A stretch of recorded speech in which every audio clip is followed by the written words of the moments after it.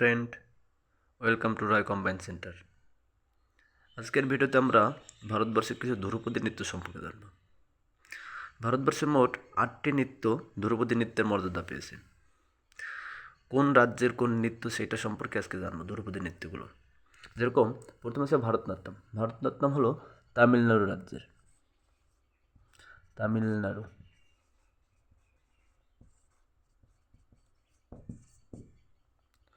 ওডিসি। ওডিসি হলো উড়িষ্যা রাজ্যের।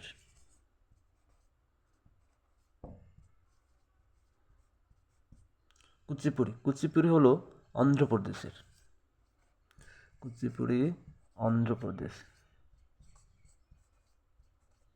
অন্ধ্রপ্রদেশ রাজ্যের কুচিপুড়ি গ্রাম থেকে এই নৃত্যের শুরু হয়েছিল বলে এই নৃত্যের নাম কুচিপুড়ি নৃত্য। এবং এই নৃত্য রামায়ণ এবং মহাভারতের চরিত্র নিয়ে করা হয়। মণিপুরী নৃত্য। মণিপুরী নৃত্য মণিপুর। মণিপুর। এই নৃত্যটি প্রায় বন্ধ হয়ে গিয়েছিল, আবার পুনরায় চালু করেছিলেন রবীন্দ্রনাথ ঠাকুরের উদ্যোগে। কথাকলি। কথাকলি নৃত্য হলো কেরালা রাজ্যের।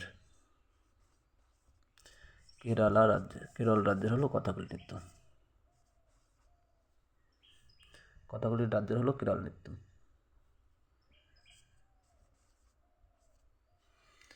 সত্রিয়া। সত্রিয়া নৃত্য হলো আসাম। আসামের একটা ধ্রুপদী নৃত্যের নাম হলো সত্রিয়া। এবং আসামের তাছাড়া আরেকটা নৃত্য হলো বিহু, যেটা কম্পিটিটিভ এক্সামে খুব আসে। বিহু। বিহু নৃত্য হলো আসামের। মোহিনীঅট্টম। মোহিনীঅট্টম নৃত্য কেরলের। মোহিনীঅট্টম এবং কথাকলি দুটো নৃত্য হলো কেরল থেকে। কত্থক। কত্থক হলো উত্তর ভারত। উত্তর ভারত। কখনো কোনো পরীক্ষার অপশনে শুধুমাত্র উত্তরপ্রদেশ বা উত্তরাখণ্ড থাকতে পারে, তো উত্তরপ্রদেশ বা উত্তরাখণ্ড থাকলে সেটা দেখাবো, বা কখনো কখনো থাকে উত্তর ভারত থাকে, ঠিক আছে। কত্থক। এই ধরনের প্রশ্নগুলো পরীক্ষায় বারবার আসে। এবং এর পরের ভিডিওতে আমরা কোন বিখ্যাত নৃত্যশিল্পী কোন নৃত্যের সঙ্গে যুক্ত, ভারতনাট্যমের সাথে কে কে যুক্ত, ওড়িশি নৃত্যের সাথে কে কে যুক্ত, সেই সম্পর্কে একটা ভিডিও করব। Thank you.